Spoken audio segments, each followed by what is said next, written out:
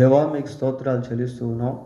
మరొక పర్యాయము మీ వాక్యాన్ని మేము ధ్యానం చేసుకుంటూ ఉండగా మీ వాక్యము ద్వారా మాతో మాట్లాడండి. భూమి మీద ఇంకనూ మేము సజీవంగా ఉన్నాం. మీ బిడ్డలుగా జీవించుటకు కావలసినటువంటి మీ వాక్యాహారం మాకు దయచేయమని మా రక్షకుడైన యేసుక్రీస్తు పరిశుద్ధమైన నామంలో ప్రార్థన చేస్తున్నాము తండ్రి, ఆమేన్.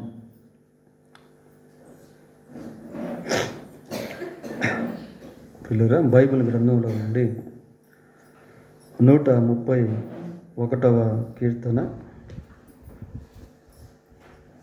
131వ కీర్తన మొదటి వచనాన్ని చదువుకుందాం.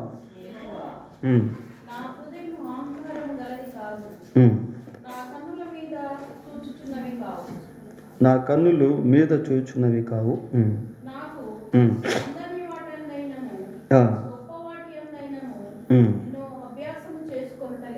చాలు. యెహోవా, నా హృదయము అహంకారము గలది కాదు, నా కన్నులు మీదు చూచున్నవి కావు. నాకు అందని వాటి అందైనను గొప్ప వాటి అందైనను నేను అభ్యాసము చేసుకొనుట లేదు. పిల్లల, ఈ ఒక వచనాన్ని మనం గమనించినప్పుడు ఇదెంతో ప్రాముఖ్యమైనటువంటి ప్రార్థనగా కనబడుతూ ఉంది. దేవునితో మాట్లాడేటువంటి అనుభవంలో కీర్తనాకారుడు తన గురించి తాను తెలియజేసుకుంటా ఉన్నాడు. నా హృదయము అహంకారము కలది కాదు, నా కన్నులు మీదు చూచున్నవి కావు. ఈ పదజాలం ఎలాగుంది అంటే, తన జీవిత యథార్థతను దేవుని సన్నిధిలో చూపిస్తున్నట్టుగానే ఉంది. ప్రియులారా, అందరూ ఆ విధంగా చెప్పలేరు. ఎవరైతే ఆ రీతిగా జీవిస్తారో వారు మనుషుల ఎదుట, దేవుని ఎదుట ధైర్యంగా మాట్లాడగలిగేవారుగా ఉంటారు. హిజ్కియా కూడా దేవుని సన్నిధిలో కన్నీరు విడుస్తూ, నేను ఎలాగ యథార్థ హృదయం కలిగి జీవించానో మీకు తెలుసు ప్రభువా అనే విధంగా ప్రార్థన చేశాడు. ఈ ఒక్క వచనాన్ని మనం గమనించినప్పుడు ఒక క్వాలిటీ ఆఫ్ లైఫ్, నాణ్యకరమైనటువంటి జీవితం ఇక్కడ మనము చూడవచ్చు. పిల్లలు, ఈ ఒక్క వచనాన్ని అబ్జర్వ్ చేసినప్పుడు హీ సీక్స్ హంబుల్నెస్. ఈ ప్రార్థనా పరుడు దీనత్వాన్ని కోరుతున్నటువంటి వ్యక్తిగా మనకు కనిపిస్తాడు. హీ హ్యాస్ సెల్ఫ్ కంట్రోల్, ఆశా నిగ్రహము కలిగినటువంటి వాడిగా ఈయన్ని మనం చూస్తాం. ఏమంటున్నాడు? నాకు అందని వాటి అందైనను గొప్ప వాటి అందైనను నేను అభ్యాసము చేసుకుంటలేదు. So he has self control, ఆశా నిగ్రహము కలిగినటువంటి వాడిగా ఉన్నాడు. అంతేకాకుండా కేర్ఫుల్ లైఫ్, జాగ్రత్తతో కూడిన జీవితాన్ని ఇతను భూమి మీద జీవిస్తూ ఉన్నాడు. ప్రియులారా, అందుకే అటువంటి మాటలు మాట్లాడగలుగుతూ ఉన్నాడు. ఇంకా ఈ వచనాన్ని మనం చాలా తీక్షణంగా, క్షుణ్ణంగా పరిశీలిస్తే చాలా పీస్ఫుల్ లైఫ్ అనేటువంటిది ఇక్కడ కనిపిస్తుంది. చాలా పీస్ఫుల్ లైఫ్, ఎక్కడ తొందర, గందరగోళముగా, కలవరముగా, భయముగా, ఆందోళనగా ఉండేటువంటి విధానం ఈ వచనంలో ఎక్కడ మనం చూడం. చాలా పీస్ఫుల్గా, ఏదో నెమ్మదిగా, ప్రశాంతంగా జీవిస్తున్నటువంటి జీవితాన్ని ఇక్కడ మనము చూడగలుగుతాం. ప్రియుల, ఇంకా ఈ వచనాన్ని గమనించినప్పుడు not involving on earthly things, భూ సంబంధమైనటువంటి విషయాల్లో పాలి భాగస్థుడిగా ఈ వ్యక్తి లేడు అనిపిస్తుంది. ప్రియులారా, ఎందుకు అంటే సహజంగా లోకం ఎప్పుడు కూడా ఉన్నత స్థానాలను కోరుకునేటువంటిదిగా ఉంటుంది. ఈయన అంటున్నాడు, ఏమంటున్నాడంటే అందని వాటి అందైనను గొప్ప వాటి అందైనను అంటున్నాడు. గొప్ప వాటి యందు ఆయనను. So he is not involving on earthly things. భూ సంబంధమైనటువంటి వాటిలో పాలి భాగస్థుడిగా ఈ వ్యక్తి లేడు. తర్వాత ఇతను తన గురించే మాట్లాడుకుంటూ ఉన్నాడు. మరి లోకంలో ఎంతోమంది లోక సంబంధులుగా జీవిస్తూ ఉన్నప్పటికీ he is not imitating to the people who are living ungodly people. అంటే లోక సంబంధమైనటువంటి జీవితాన్ని జీవించేటువంటి వారిని అనుకరించాలి లేక అనుసరించాలి అనేటువంటి తలంపులు ఈ వ్యక్తిలో కనబడటం లేదు ప్రియులారా, కనబడటం లేదు. ఇంకా మనం గమనించినప్పుడు he took a strong decision. ఒక బలమైనటువంటి తీర్మానాన్ని ఇతను చేసుకున్నాడు. ఏంటి ఆ తీర్మానము అంటే, నాకు అందని వాటి అందైనను గొప్ప వాటి అందైనను నేను అభ్యాసము చేసుకొనుట లేదు. So he got a strong decision. He made a strong decision. ఒక బలమైనటువంటి తీర్మానాన్ని చేసుకున్నాడు పిల్లాడు. సరే, ఈ వచనంలో నుంచి కొన్ని విషయాలు మనం ధ్యానం చేద్దాం. యెహోవా, నా హృదయం అహంకారం గలది కాదు, నా కన్నులు మీదు చూచునవి కావు. ఇతనిలో ఎటువంటి గర్వము, అహంకారము, అహంభావము, నేను, నాది, నాకు, నా అనేటువంటి తలంపులు కనబడటం లేదు ప్రియులారా. వాటికి ఎంతో దూరంగా ఉంటున్నాడు. So he seeks the humbleness. He has humble mind. దీన హృదయాన్ని కలిగినటువంటి వ్యక్తిగా ఈయన కనిపిస్తూ ఉన్నాడు. సామెతల గ్రంథం 23వ అధ్యాయము, సామెతల గ్రంథం 23వ అధ్యాయము 4-5 వచనాలు చదువుకుందాం. ఐశ్వర్యము పొంద ప్రయాసపడకుము, నీకు అట్టి అభిప్రాయము కలిగినను దాన్ని విడిచిపెట్టుము. నీవు దాని మీద దృష్టి నిలిపిన తోడనే అది లేకపోవును. నిశ్చయముగా అది రెక్కలు ధరించి ఎగిరిపోవును. చాలు. ఐశ్వర్యము పొంద ప్రయాసపడకుము, నీకు అట్టి అభిప్రాయము కలిగినను దాన్ని విడిచిపెట్టుము. ప్రియులారా, లోకంలో మనుషులు ఎంతో ప్రయాసపడుతూ ఉంటారు. ఏదేదో వాటి కొరకు ప్రయాసపడుతూ ఉంటారు. డబ్బు కోసం ప్రయాసపడుతూ ఉంటారు, ఐశ్వర్యం కోసం ప్రయాసపడుతూ ఉంటారు. అయితే దేవుని వాక్యం ఏమని సెలవిస్తుందంటే, ఐశ్వర్యము పొంద ప్రయాసపడుకుము, ప్రయాసపడుకుము. నీకు అట్టి అభిప్రాయము కలిగినను దాన్ని విడిచిపెట్టుము అంటున్నాడు. ఎందుకు అంటే, పక్షిరాజు ఆకాశమునకు ఎగిరిపోవునట్లు అది ఎగిరిపోవు. లోకంలో ఎంత సంపాదించినా, ఎంత ఐశ్వర్యం కూడబెట్టినా అది ఎగిరిపోతుంది ప్రియులారా. అది లోకంలోనే ఉండిపోతుంది, మిగిలిపోతుంది.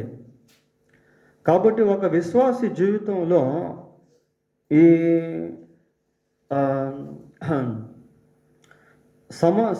సమానమైనటువంటి స్థితి అనేది చాలా ప్రాముఖ్యమైంది. చూడండి, ఐశ్వర్యం పొంద ప్రయాస పడకము. తిమోతికి రాసిన మొదటి పత్రిక 6వ అధ్యాయము, తిమోతికి రాసిన మొదటి పత్రిక 6వ అధ్యాయము 7-8 వచనాలు చదువుకుందాం. మనము ఈ లోకములోనికి ఏమీ తేలేదు, దీనిలో నుండి ఏమి కూడా తీసుకొని పోలేము. చూడండి ప్రియారా, మనం ఈ లోకంలోనికి ఏమీ తీసుకురాలేదు. మనం వెళ్ళిపోయేటప్పుడు కూడా ఈ లోకంలో నుండి ఏది కూడా తీసుకొని పోలేము. కాగా అన్న వస్త్రములు గలవారమై ఉండి వాటితో తృప్తి పొంది ఉందుము. చూడండి ప్రియులారా, అన్న వస్త్రములు గలవారమై ఉండి వాటితో తృప్తి పొంది, మనం ఈ లోకంలోనికి ఏమీ తేలేదు, దీనిలో నుండి ఏమీ తీసుకొని పోలేము. కాబట్టి అన్న వస్త్రములు గలవారమై ఉండి వాటితో తృప్తి పొంది ఉందుతాము. Satisfactory life. ఏమండి, సంతృప్తికరమైనటువంటి జీవితం. ఐశ్వర్యం పొందాలని ప్రయాసపడుతూ ఉంటే ఆ ప్రయాస ఎంతవరకైనా వెళ్ళిపోతూనే ఉంటుంది ప్రియులారా. ఎంత సంపాదించినా కూడా ఇంకా సంపాదించాలి, ఇంకా ఐశ్వర్యాన్ని పొందుకోవాలి. లోకం అలాంటిది, లోకం అలాంటిది. కాబట్టి పౌలు ఏమంటున్నాడంటే, కాగా అన్న వస్త్రములు గలవారమై ఉండి వాటితో తృప్తి పొంది ఇందుము. హెబ్రీ పత్రిక 13వ అధ్యాయము 5వ వచనాన్ని చదువుకుందాం. 13:5. ధనాపేక్ష లేని వారై మీకు కలిగిన వాటితో తృప్తి పొంది ఉండుడి. ధనం ఉండడం మంచిదే, కానీ ధనం పైన అపేక్ష అనేది మంచిది కాదు ప్రియులారా. ఒక విశ్వాసిగా ఎలా జీవించాలి అనేది ధనం విషయంలో, ఐశ్వర్యం విషయంలో ఇక్కడ మనము చూస్తూ ఉన్నాం. ధనాపేక్ష లేని వారై మీకు కలిగిన వాటితో తృప్తి పొంది ఉండుడి. తృప్తి పొంది ఉండుడి. మీకు ఏదైతే కలిగి ఉన్నారో, మీరు ఏదైతే కలిగి ఉన్నారో వాటితో తృప్తి పొంది ఉండండి. ధనాపేక్ష లేని వారై మీకు కలిగిన వాటితో తృప్తి పొంది ఉండుడి. నిన్ను ఏమాత్రమును విడువను, నిన్ను ఎన్నడను ఎడబాయను అని ఆయనయే చెప్పెను కదా. So God is important more than money. ధనము కంటే దేవుడు చాలా ప్రాముఖ్యము ప్రియులారా. లోకంలో ఎంతోమంది ధనాన్ని కలిగి ఉన్నారు, వారి జీవితాల్లో దేవుడు లేడు. దేవుడు లేని జీవితంలో నెమ్మది లేదు. సామెతల గ్రంథం 15వ అధ్యాయము 16వ వచనం చదువుదాం. 15:16. నెమ్మది లేకుండా విస్తారమైన ధనముండుట కంటే యెహోవా యందలి భయభక్తులతో కూడా కొంచెము కలిగి ఉండుట లేదు. విస్తారమైన ధనం ఉంది, కానీ ఏం లేదు, నెమ్మది లేదు. నెమ్మది లేకుండా విస్తారమైన ధనం ఉండుట కంటే యెహోవా యందలి భయభక్తులతో కూడా కొంచెం కలిగి ఉండుట. దేవుని యందు భయభక్తులు ప్రాముఖ్యం ప్రియులారా. దేవుని యందు భయభక్తుల్లో ఎదిగి ధనంలో ఎదక్కపోయినా పర్వాలేదు. కొంచెం ధనం కలిగి ఉన్నా దేవుడు దాన్ని నీకు ఆశీర్వదిస్తాడు, ఆశీర్వాదకరంగా చేస్తాడు. ఎప్పుడు అంటే నీవు ఆయన యందు భయభక్తులు కలిగి ఉన్నప్పుడు. whenever we have the fear of God, even though we have a little, God will bless it. ప్రియులారా, మనం ఎప్పుడైతే దేవుని యందు భయభక్తులు కలిగి ఉంటామో, మనం కొంచెం కలిగి ఉన్నప్పటికీ దాన్ని దేవుడు ఆశీర్వదిస్తాడు. యెహోవా యందు భయభక్తులు గలవానికి ఏ మేలు కొదువై ఉండదు. సింహపు పిల్లలు ఆకలి కొనినను యెహోవా యందు భయభక్తులు గలవానికి ఏ మేలు కొదువై. కాబట్టి లోకం అలాంటిది ప్రియులారా. లోకం ధనాపేక్షతో కొట్టుకొని వెళ్ళిపోతూ ఉంది. ఎంత సంపాదించినా కూడా నెమ్మది అనేది లేదు. ఎందుకంటే వారి జీవితంలో దేవుని యందు భయభక్తులు అనేవి లేవు. ఈ భక్తుడు అన్నాడు, ఏమంటున్నాడంటే, నాకు అందని వాటి ఎందైనను గొప్ప వాటి ఎందైనను నేను అభ్యాసము చేసుకుంటాం లేదు. నాకు అందని వాటి జోలికి నేను వెళ్ళటం లే, గొప్ప వాటి జోలికి నేను వెళ్ళటం లేదు. నాకు ఏదైతే ఉందో దాన్నే నేను పట్టుకున్నాను, దాన్నే నేను కలిగి ఉన్నాను, దాంతోనే నేను తృప్తి పొంది ఉన్నాను అనే విధంగా మాట్లాడుతూ ఉన్నాడు ప్రియులారా. అలాగనే కొరింథీయులకు రాసిన 2వ పత్రిక 10వ అధ్యాయము 14-15 వచనాలు చూద్దాం. మేము క్రీస్తు సువార్త ప్రకటించుచు మీ వరకు వచ్చి ఉంటిమి కనుక మీ వద్దకు రాని వారమైనట్టు మేము మా మేర దాటి వెళ్ళుచున్న వారము కాము. ఆ, ఆ, ప్రయాస ఫలములలో ఉమ్, భాగస్థులను అనుకొని ఉమ్, అతిశయపడము. ఆ, మీ విశ్వాసము ఉమ్, అభివృద్ధి అయిన కొలది ఆ, మాకు ఉమ్, అనుగ్రహింపబడిన మేరకు ఆ, లోపలని ఆ, సువార్త మరి విశేషముగా వ్యాపింపజేయించి ఉమ్, మీ ఆవలి ప్రదేశములలో కూడా ఉమ్, సువార్త ప్రకటించినట్లుగా ఆ, మేము మీ మూలంగా ఆ, ఘనపరచబడుదుమని ఉమ్, నిరీక్షించుచున్నామే గాని ఉమ్, మరి ఒకని మేరలో చేరి ఆ, సిద్ధమై ఉన్నవి ఆ, మావి అయినట్టు ఉమ్. అతిశయింపగోరము. చాలు ప్రియులారా, ఈ వచనాలు మామూలుగా సేవలో ఉండేటువంటి వారికి సంబంధించినటువంటివిగా ఉన్నాయి. ఈ రోజుల్లో అనేక ప్రాంతాల్లో ఏం జరుగుతుంది అంటే సోల్ స్టీలింగ్ అనేటువంటిది జరుగుతూ ఉంది. అంటే ఆత్మలను అపహరించుట. ఎన్నో ప్రాంతాల్లో మరి దేవుడు వారికి ఇచ్చినటువంటి పరిచర్యను ఆ, జరిగించుకొనక ఇంకొక ప్రాంతాలకు వెళ్ళి అక్కడ ఆత్మలను మరి అపహరించి వారి యొక్క మందిరాలకు నడిపించుకోవడం ఇలాంటివి కూడా ఉంటున్నాయి ప్రియారా. ఇక్కడ ఏమని మనం చదువుతున్నాం అంటే పౌలు చాలా స్పష్టంగా ఈ మాటలు తెలియజేస్తూ ఉన్నాడు. మేము క్రీస్తు సువార్త ప్రకటించుచు ఏమని చెప్తున్నాడు? మీ మీ మీ పక్ష మీ మీ వరకు వచ్చి ఉంటుమే కనుక ఆ, మేము మా మేర దాటి వెళ్ళుచున్న వారము కాము. అంటే ఒక హద్దుల గురించి మాట్లాడుతా ఉన్నాడు. ఇదిగో మాకు ఇవ్వబడినటువంటి హద్దులో మేము పరిచర్య చేస్తూ ఉన్నాం. మాకు ఇవ్వబడినటువంటి హద్దులో ఉన్నటువంటి పరిచర్యలో మేము కొనసాగుతూ ఉన్నాము. మేర దాటి వెళ్ళుటలేదు అని మాట్లాడుతూ ఏమన్నాడంటే మీ ఆవలి ప్రదేశముల్లో మాకు సువార్త మీ ఆవలి ప్రదేశముల్లో కూడా సువార్త ప్రకటించినట్లుగా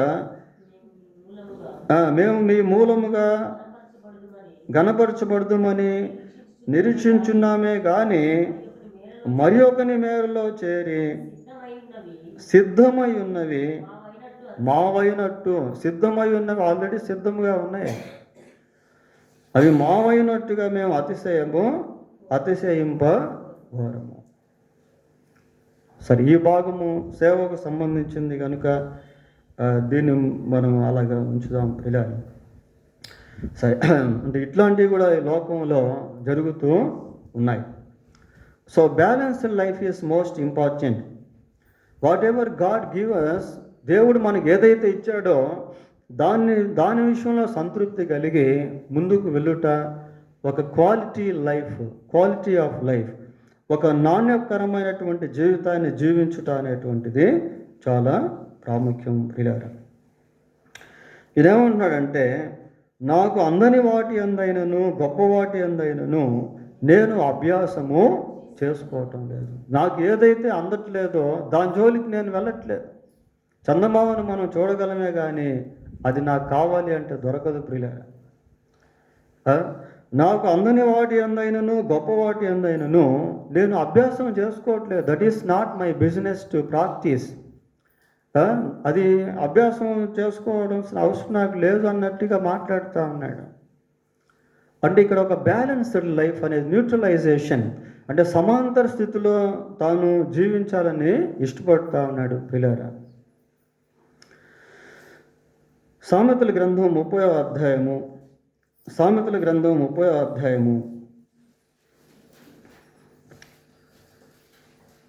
8వ వచనం చదువుదాం. వ్యర్థమైన వాటిని అబద్ధములను నాకు దూరముగా ఉంచుము, పేదరికమునైనను ఐశ్వర్యమునైనను నాకు దయచేయొద్దు, తగినంత ఆహారము నాకు అనుగ్రహించు. చూడండి ప్రార్థన ఎలాగుందో, ఎంత మంచి ప్రార్థన. వ్యర్థమైన వాటిని అబద్ధములను నాకు దూరముగా ఉంచుము, పేదరికమునైనను ఐశ్వర్యమునైనను నాకు కలుగు చేయొద్దు, నాకు దయచేయొద్దు. ప్రభువా, నన్ను పేదవాడిగా ఉండనివద్దు, అలాగని ఐశ్వర్యవంతుడిగా కూడా ఉండనివద్దు. ఉంటే ఏంటి? ఎక్కువైన ఎడల నేను కడుపు నిండిన వాడనై నిన్ను విసర్జించి యెహోవా ఎవడు అని అంటానేమో. లేక బీదనై దొంగిలి నా దేవుని నామమును దూషింతునేమో. చూడండి ప్రియులారా, ఎటువంటి ఆలోచన. ఆ వివేచన అనేటువంటిది ఒక విశ్వాస జీవితంలో చాలా అవసరం ప్రియులారా. ఇటువంటి ప్రార్థన అనేటువంటిది ఒక విశ్వాస జీవితంలో చాలా అవసరము. మనం ఎప్పుడైతే ఒక పరిమితి కలిగిన జీవితాన్ని జీవించాలని కోరుకుంటామో అక్కడ నెమ్మదిని అనుభవించే వారంగా ఉంటాం.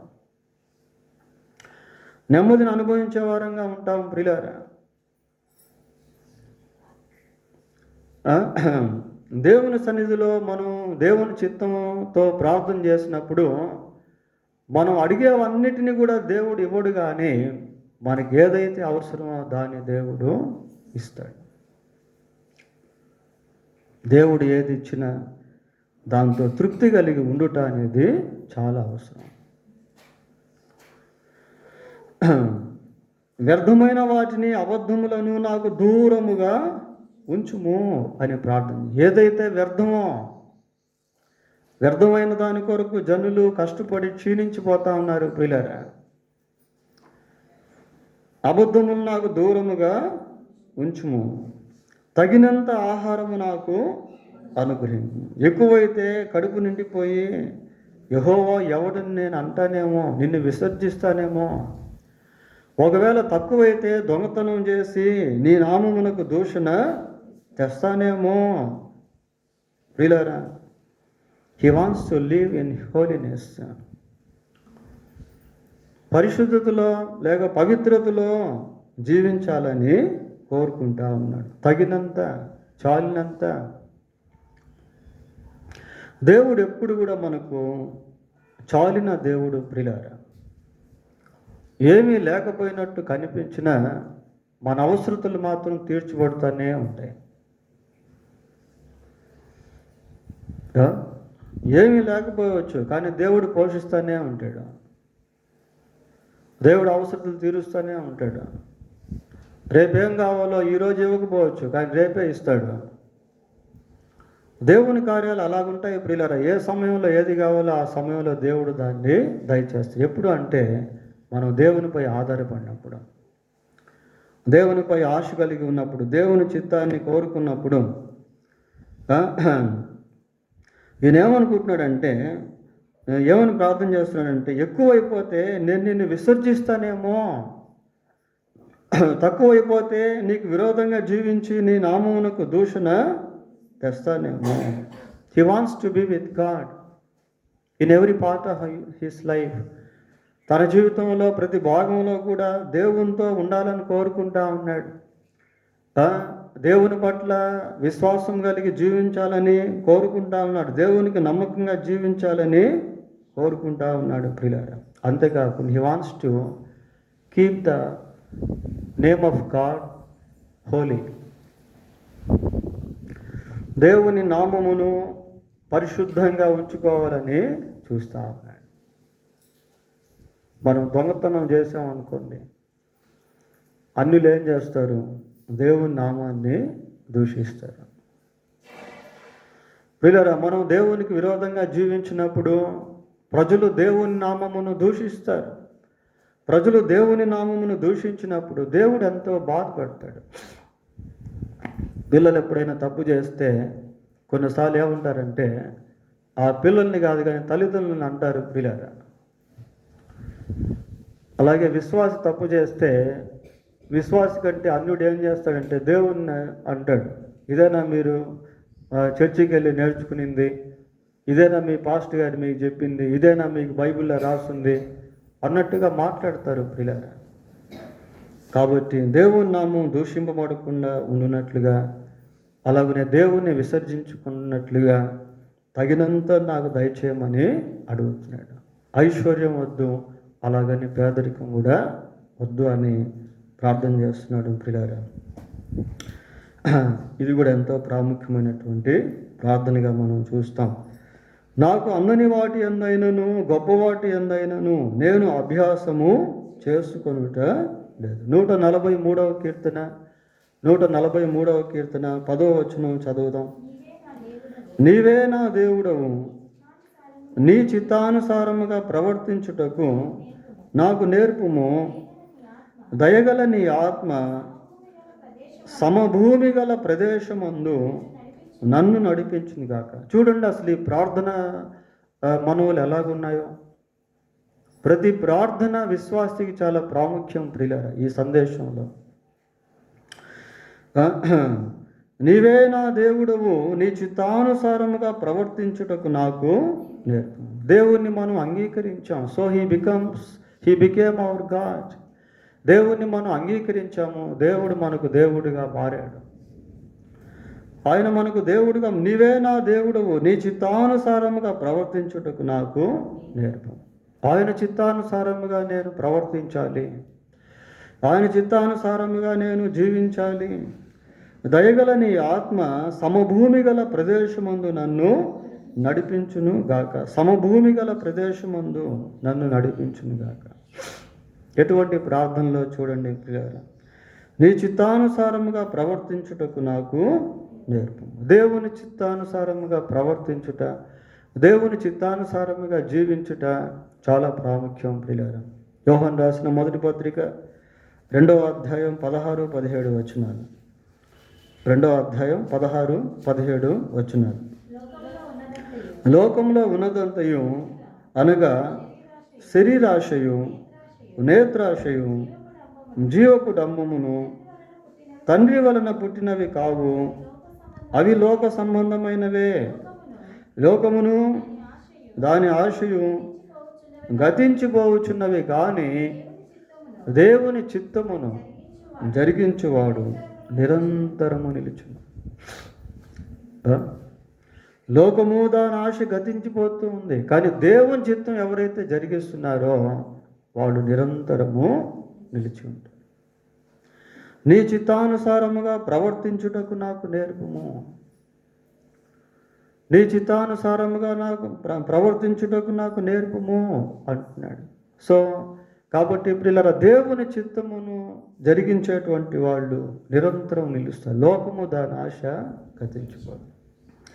సమభూమి గల ప్రదేశమందు నన్ను నడిపించును గాక. సమభూమి గల ప్రదేశము, సమాంతర స్థితి ప్రియులారా, న్యూట్రలైజేషన్.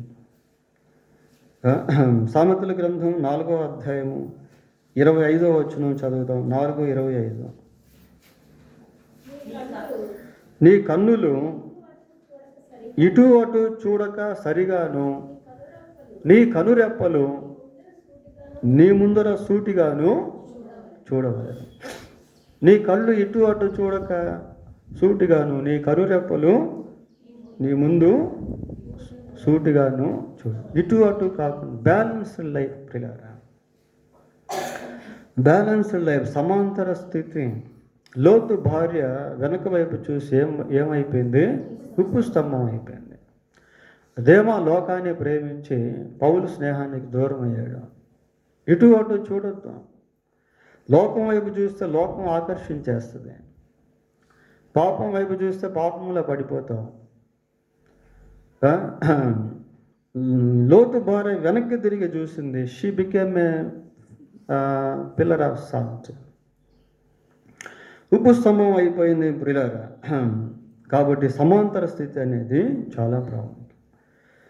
భక్తుడు ప్రార్థన చేస్తూ ఏమంటాడంటే, నాకు అందని వాటి ఎందైనను గొప్ప వాటి ఎందైనను నేను అభ్యాసము చేసుకొనుట లేదు.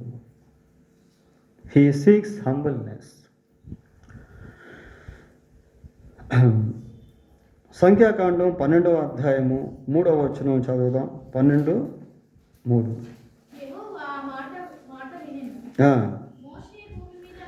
మోషే భూమి మీద ఉన్న వారందరిలో మిక్కిలి సాత్వికుడు.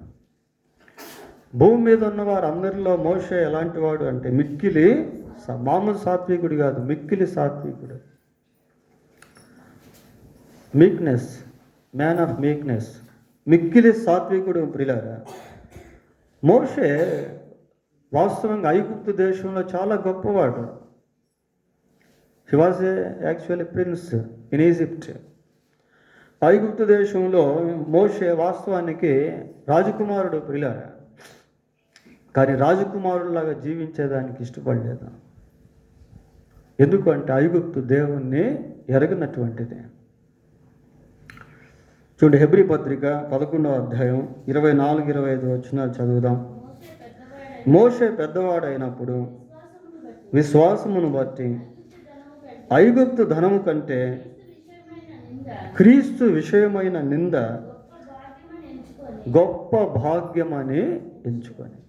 చూడండి ప్రియులారా, సకల విద్యలను మోషే అభ్యసించాడు. అది అపోస్తల కార్యంలో మనం చూస్తాం. మోషే గొప్ప ప్రావీణ్యుడు. అయితే మోషే మిక్కిలి సాత్వికుడు అని చదువుతున్నాం.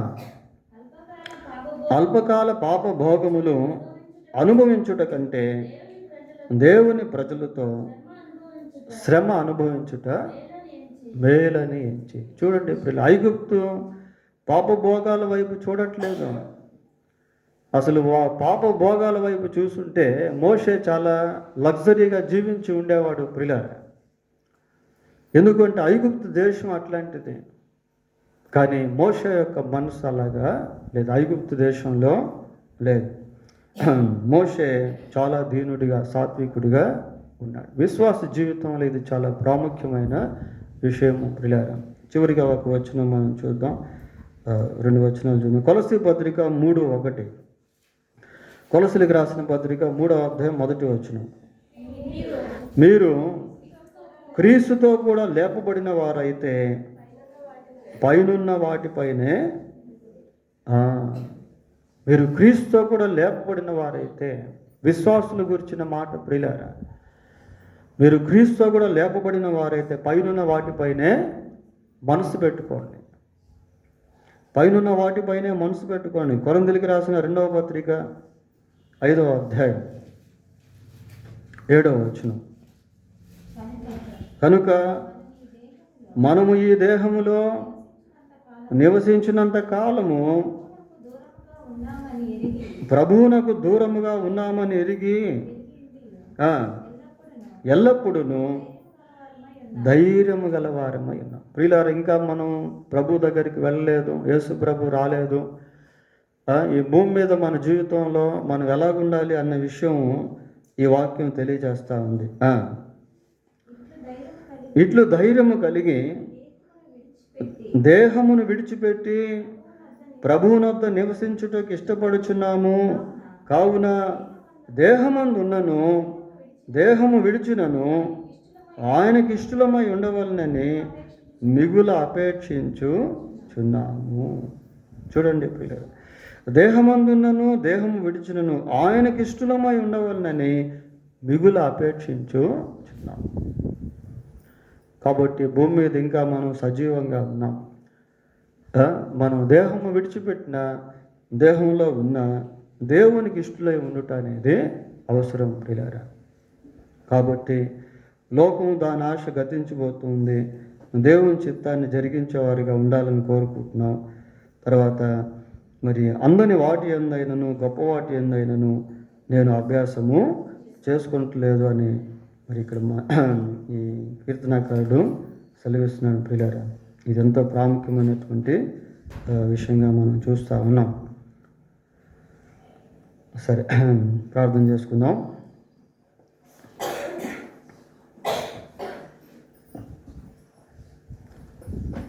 ప్రార్థన.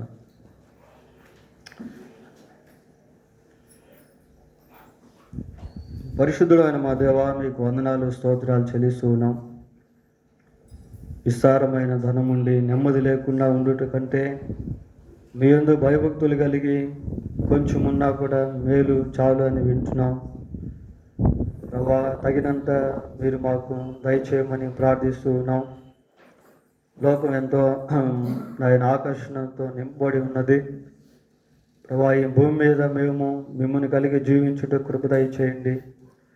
మీరు మమ్మల్ని ఏ స్థాయిలో ఉంచితే ఆ స్థాయిలో మిమ్మల్ని మహింపరిచేవారముగా, అది తక్కువ స్థాయి అయినా ఎక్కువ స్థాయి అయినా మధ్య స్థాయి అయినా ప్రభా మిమ్మును మహింపరిచే వారముగా ఉండుటకు కృప దయచేయండి ప్రభా.